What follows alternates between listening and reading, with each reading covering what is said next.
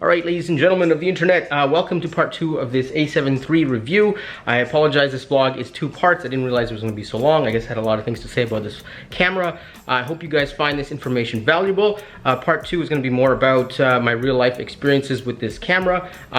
If you want to see part 1, link will be down below, but without further ado, let's get back into it. Okay, so now I want to talk about using this camera in a real life shooting situation. There's a lot of problems. I don't want to say problems, they're not problems, but there's a lot of things that need to be refined. I mean, this jingly cord, every time I move it, I hear it jingle and it just frustrates me. I don't like that at all. I just want to rip the cord right off. But yeah, real life shooting situations and what you can expect when using this.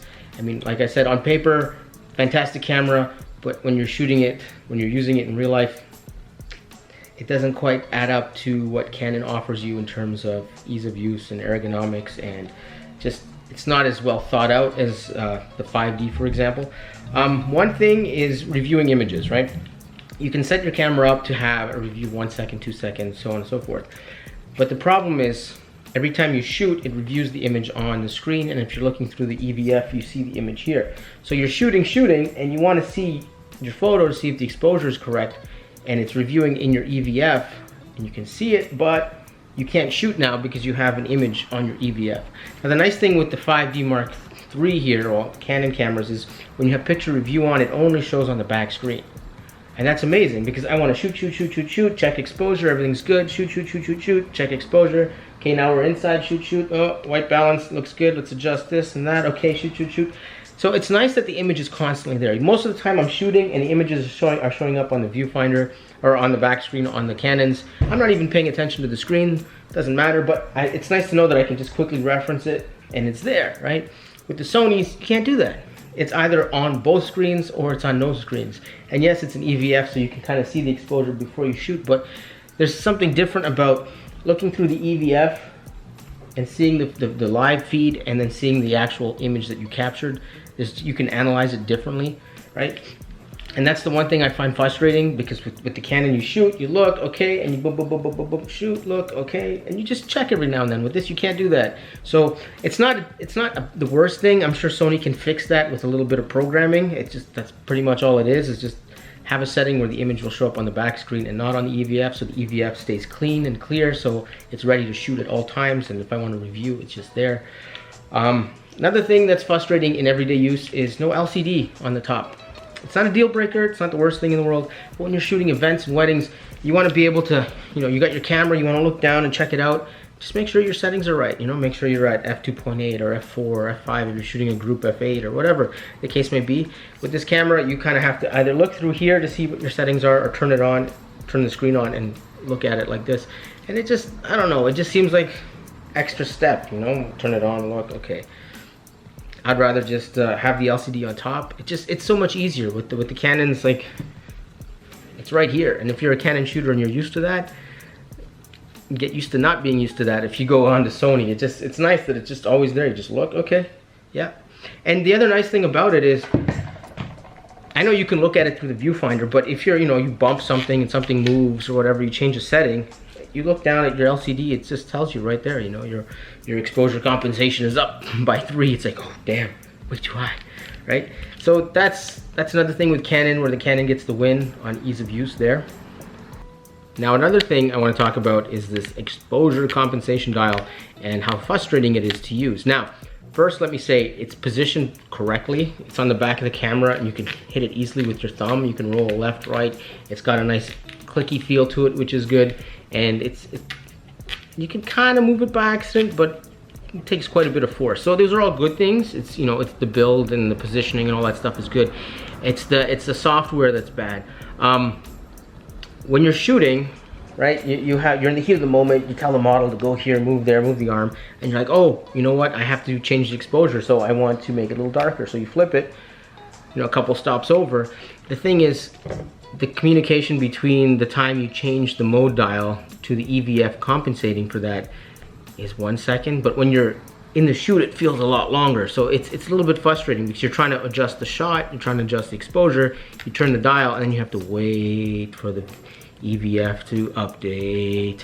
And I don't know, that just drives me nuts. I don't know why the communication between these two things isn't instantaneous. It should be.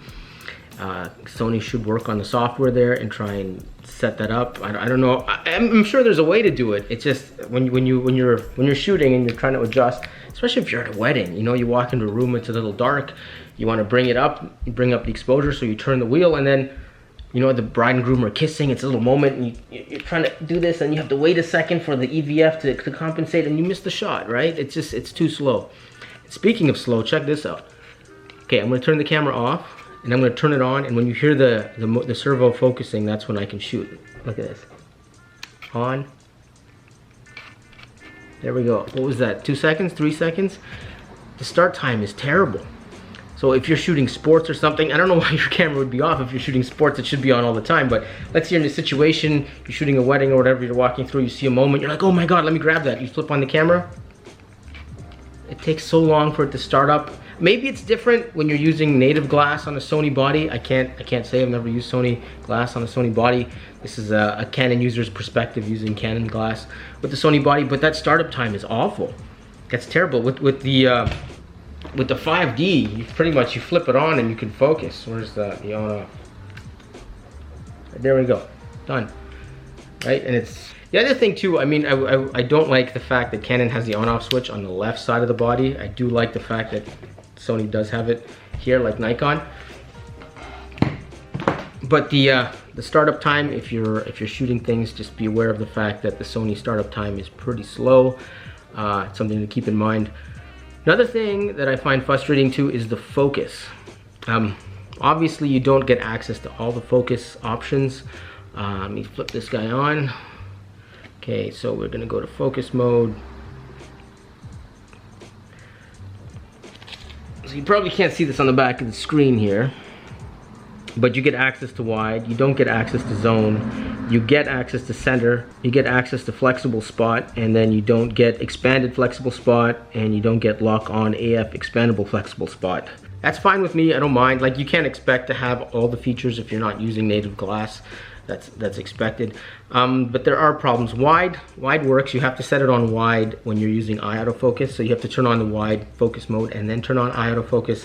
Set eye autofocus to a button, and then as long as you're holding that button down and your focus mode is in wide, it'll track the eye no matter where it goes in frame. So that's just something to keep in mind. It's not a feature that is on when you buy the camera. You have to turn it on. The center point focus is a little interesting. Like, if the model was 5 feet away from me with a Canon camera and you're shooting that, you know, the little red dot that you focus with, the focus area is about this big, right? It focuses, it's just about the size of an eye when the model's about, you know, 5 feet away. And so if you focus on the eye and recompose, it works, right? Because you're pinpoint on the eye. With Sony cameras, the focus area, I don't know, it's probably about this big, maybe? It's pretty big, right? It's a lot bigger than the Canon focus area, which is like an eyeball. This is like a quarter of a face big on the Sony. And I find it works great. I'm not complaining about how it works, but if there's something in front of the model, it'll tend to focus on what's in front of the model instead of her eye, right? So with the Canon system, you just focus on the eye, recompose, take the shot. With Sony, you focus on the eye, recompose, take the shot, but the camera focused on, let's say the model's hands are like this, right? It'll focus on the hand instead of the eye, even though on your center point focus, you're aimed at the eye, but the center point focus square is so big, it catches the finger, so it focuses on the finger. So that's one of the things you have to think about when using this camera. And the other thing that frustrates me when using this, let me go here into the menu, focus mode, what is it called? I want to get the names right. Flexible spot. Now, flexible spot is one of my favorite ones because you can use the joystick and you can move the focus zone around to wherever you want in the frame. You take your shot, but here's the thing, and I don't understand, I think maybe this is something to do with Canon lenses or adapted lenses on the Sony body. I don't know if this also happens with Sony glass, but you let's say you move your spot, your focus spot to the right side of the frame, you take your shot, you put down your camera to tell the model to do something, you put the camera back up your face, and all of a sudden that focus zone has moved down to the bottom left corner. So you have to take the joystick and move it back to the middle or right or wherever you want to go and shoot. And as soon as you put the camera down, put it back up, it's moved again. So you waste a lot of time moving that focus point around. So I just stopped using focus spot altogether and just used the center focus. Now another thing you got to keep in mind when using this camera, and I find this frustrating, and you guys are going to be very surprised that I find this frustrating because a lot of people love this feature and talk about this feature, but I do not like eye autofocus on the Sony camera system. Now, before you start making a judgment on what I just said, let me just explain. In the right situations, it's amazing. Like if you're shooting sports and you want to make sure the athlete's eyes are in focus, or the bride and groom are walking down the hallway or the aisle, and you just want to worry about composition and you hold down the eye autofocus, it's fantastic. In those situations, it's amazing. But most people aren't going to find themselves in those kinds of situations where you just need to track the eye and make sure the eye is sharp all the time. Now the reason why I don't like eye autofocus is that green square, Like when you're shooting action events or live events, I get it. You have to make sure the eye's in focus, and in that situation, autofocus is amazing. But for me, I shoot models, right? Portraits, models, that kind of thing. And autofocus is frustrating because you get this green square right over the eye. Like, I don't care.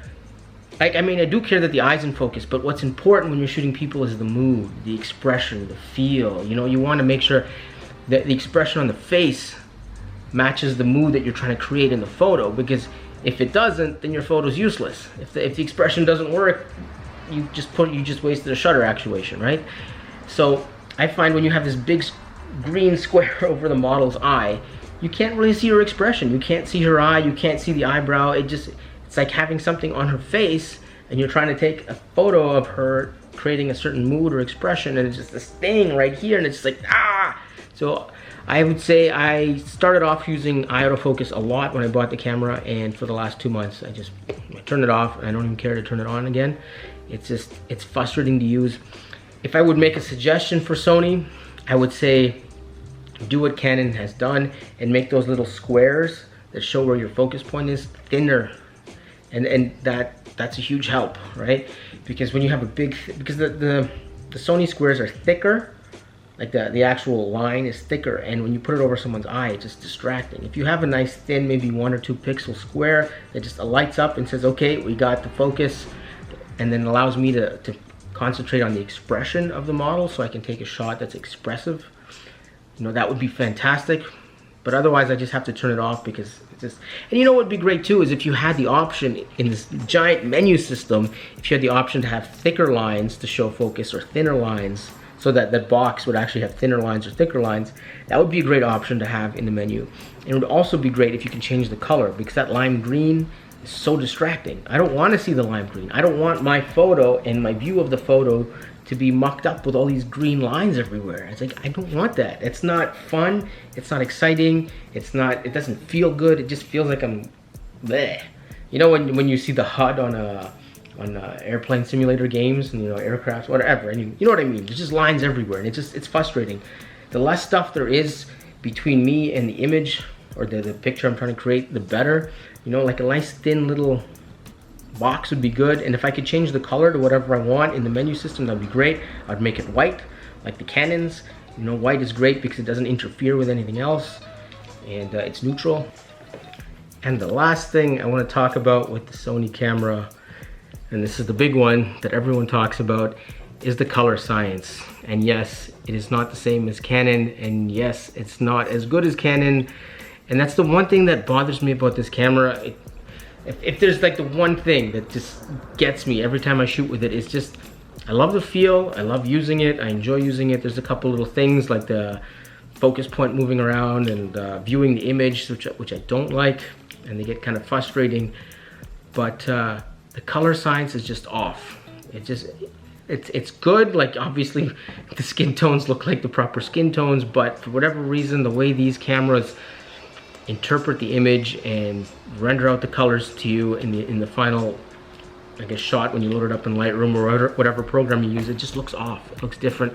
And maybe that's just me. This could be completely subjective because I've been shooting with Canon for a long time. My eyes are completely tuned to shooting with Canon, and I understand Canon images. I see Canon images. I could tell what's shot with a Canon, what's shot with a Sony. And when you look at the Sony stuff, it just I don't like it. I don't like it. Maybe it's just me not being used to it and I have to spend more time with the camera and get used to it.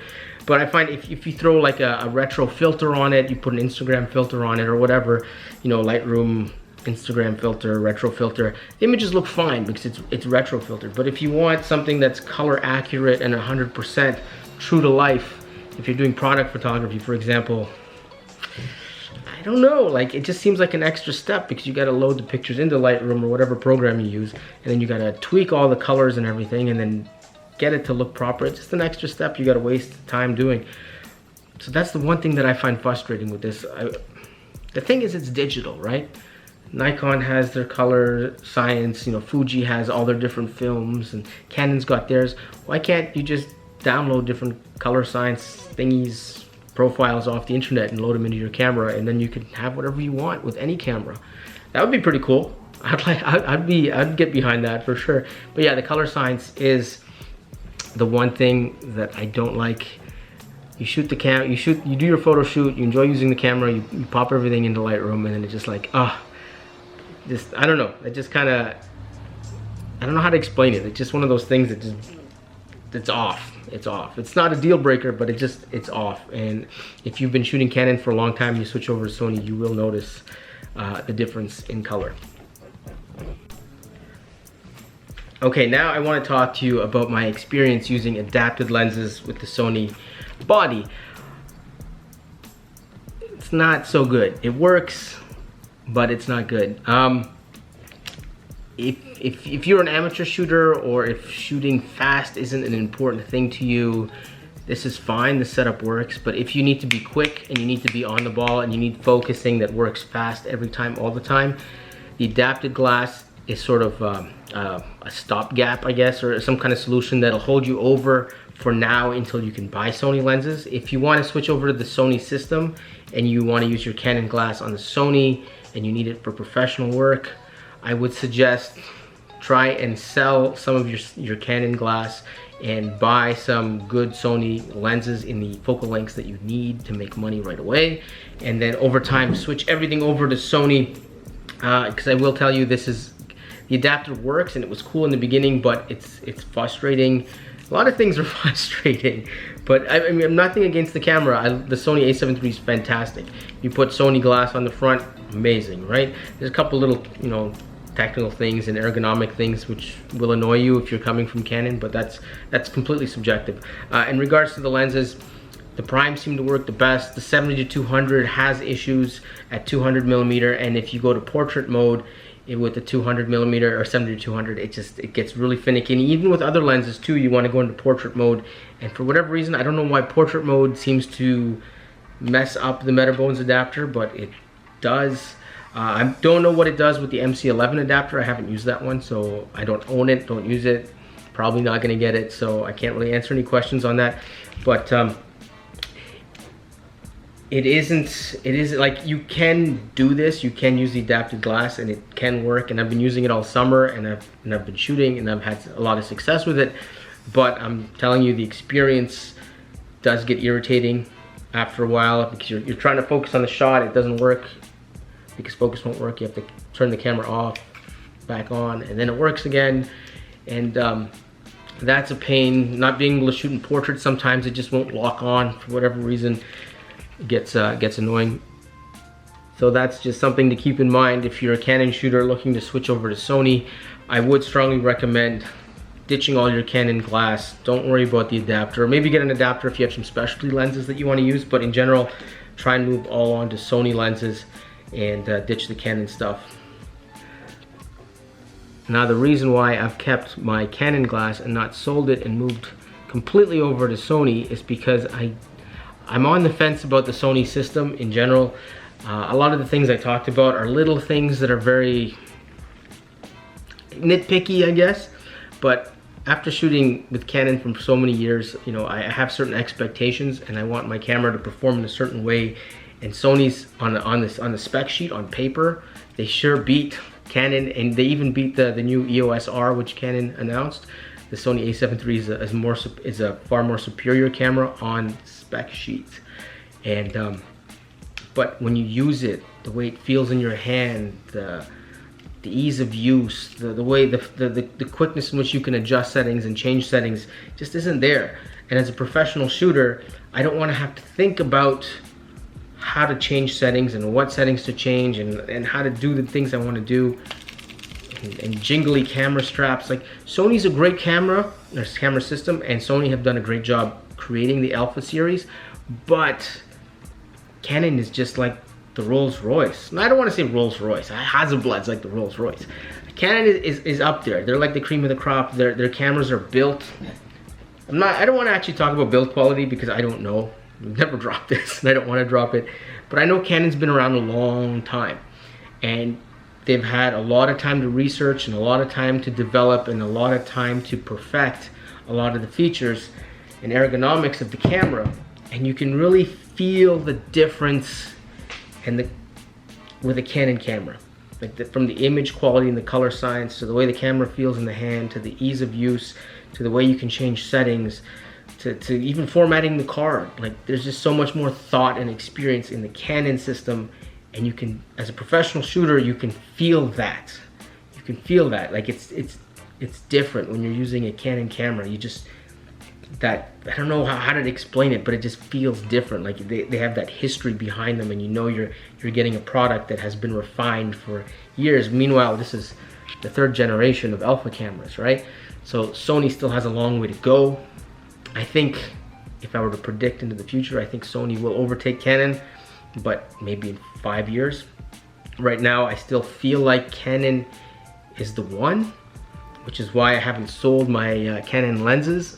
And this EOS R looks pretty good. I mean, like I said, on the spec sheets on paper, the Sony is better, but once I pick up an EOS R and play with it and start using it, all my perception could completely change, right? That is going to be the deal breaker. I'm going to get the Sony EOS R, the Canon EOS R. I'm going to play with it, and if I love it, I'm going to sell the A7 III, and if I don't love it, then I'm selling all my Canon stuff.